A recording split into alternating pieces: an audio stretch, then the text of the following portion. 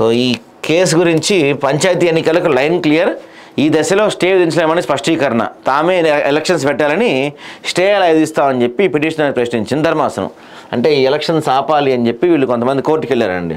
బీసీలో కేటగిరీల వారీగా రిజర్వేషన్లు ఖరారు చేయకపోవడంపై పిటిషన్, జియో 46 పై స్టేకు హైకోర్టు నిరాకరణ, రాష్ట్ర ప్రభుత్వానికి రాష్ట్ర ఎన్నికల సంఘానికి నోటీసులు జారీ. రాజ్యాంగం నిర్దేశించిన ఎన్నికల ప్రక్రియ అడ్డుకోలేమని హైకోర్టు స్పష్టం చేసింది. పంచాయతీ ఎన్నికలకు సంబంధించి రిజర్వేషన్ల జియో 46 పై స్టే ఇవ్వడానికి నిరాకరించింది.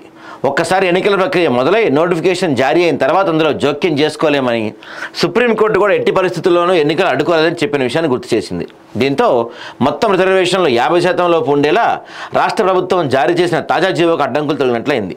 బీసీలో ఏబిసిడి కేటగిరీల వారీగా రిజర్వేషన్లు ఖరారు చేయకపోవడం చెల్లదని, బీసీలకు మొత్తంగా రిజర్వేషన్లు ఇస్తూ జారీ చేసిన జీవోను కొట్టేయాలని, అలాగే మొత్తం రిజర్వేషన్లు 50% దాటకూడదని నిర్దేశిస్తున్న పంచాయతీరాజ్ చట్టం 2018 సెక్షన్ 285A రాజ్యాంగబద్ధలేదని పేర్కొంటూ హైకోర్టులో పిటిషన్ వేశారండి. ఎవరు వేశారంటే మదివాల మత్స్యదేవ రజకుల సంఘ ప్రధాన కార్యదర్శి ఎస్ లక్ష్మణయ్య ఇంకొంతమంది కలిసి పిటిషన్ వేశారు.